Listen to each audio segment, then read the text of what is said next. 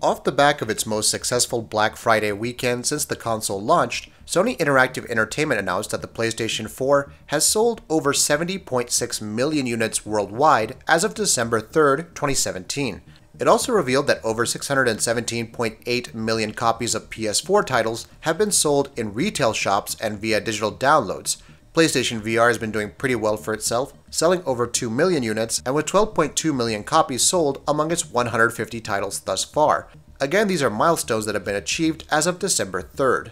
Expect to hear more news about the PS4 and PlayStation VR coming out of PlayStation Experience, which kicked off this weekend at 8 AM PST on December 8th. We're expected to see a number of announcements and updates to games like Ghost of Tsushima and Media Molecule's Dreams. While EA continues to get battered for trying to sneak in player progression-based loot boxes into online games, first in Star Wars Battlefront 2 and then into UFC 3, they aren't the only bad actors to be caught up in the loot box gate. Activision, Bungie, and Destiny 2 were recently caught throttling XP gains in the popular online shooter, which would award max-leveled players with a free bright engram when they gained enough experience in-game, and made changes to the system after players rioted. But a recent job posting to Bungie's career page suggests that they just learned not to get caught. The job posting lists primarily, among other duties, that they're seeking a designer to create sustainable player progression and chase through Destiny 2's bright engram and use data and design sensibilities to define strategies for maintaining ideal engagement patterns and maximizing player satisfaction. Following being caught with their EXP throttling system, Bungie turned off the mechanic and released a statement about betraying their players' trust. But they also forgot to mention that they doubled the EXP requirement to earn those sweet loot boxes after they did. The new DLC, Curse of Osiris, has also been seeing some backlash for its length and locking base game content behind a paywall. At the Game Awards ceremony, Epic Games was asked whether they would enable crossplay for Fortnite. This follows the incident when crossplay was accidentally turned on for the game, allowing Xbox One and PS4 players to play together. This was promptly shut down, however. The game's creative director, Donald Mustard, stated that the company is committed to do whatever it takes to allow for crossplay in their game. Of course, it won't be an easy task, but going forward, it does make sense for Xbox and PlayStation to work together to make possible a better experience for the gaming community. Last time around, crossplay was shut down because Sony seemed to be against allowing for crossplay. We do know that Xbox is open to the possibility of working with other companies to make way for crossplay. We'll just have to wait and see if Epic Games gets their way and is able to make this happen. From Software had only recently teased a new project they're working on. The teaser didn't show us much, but being From Software's new project, many have high expectations set already.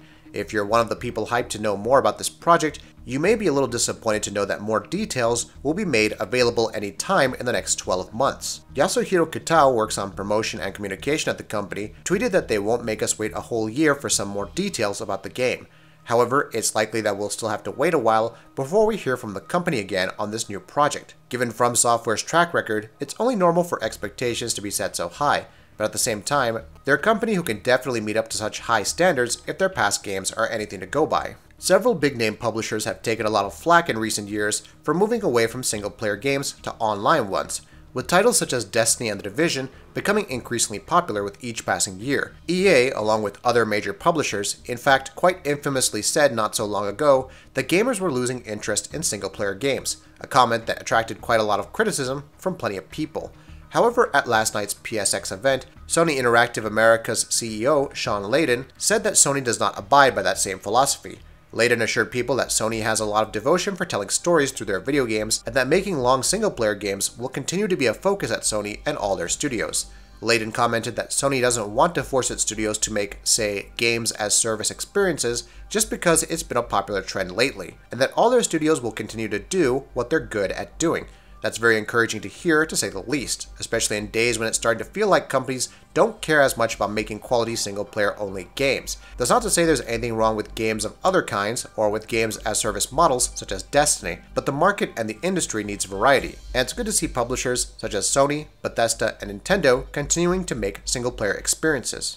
Recently released super successful titles such as The Last of Us, Uncharted, and Horizon Zero Dawn are ample evidence to suggest that Sony are definitely on the right track. And with even more similar major releases, such as Days Gone, Ghost of Tsushima, and The Last of Us Part 2 coming up, it's pretty clear that they're going to continue to head in that direction.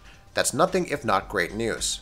Sony Interactive Entertainment America CEO Sean Layden revealed some much welcome news at last night's PlayStation Experience event. It looks like sometime within the near future, PSN users will finally be able to change their usernames at will. When he was pressed by the audiences to answer the question of when the PlayStation Network will allow players to change their user IDs, Layden did not exactly give a very specific answer, though he did confirm that Sony are working on making changes to their online service. Layden confirmed that within the next 1 year, PSN users should be able to change their user IDs, before saying that hopefully people won't have to ask the same question at next year's PSX. That was all he said though. No more details were given, so we're hoping that we'll be hearing more about this in the coming weeks and months. Also, we really do hope that Sony won't charge people extra money just so that they can change their username. Either way, stay tuned to GamingBolt and we'll keep you updated on any new info that comes our way. Rocksteady Games is one of the most talented developers in the industry. They delivered arguably the best licensed tie-in game ever with Batman Arkham Asylum, upped the ante to deliver one of the greatest games of all time with Batman Arkham City, and then followed that up with, well, okay, Batman Arkham Knight was pretty underwhelming. Still though, 2 out of 3 is a good track record as these things go. And now it looks like they're gearing up for something new. According to a thread on Reset Era, it seems like Rocksteady is currently hiring for a lot of important positions.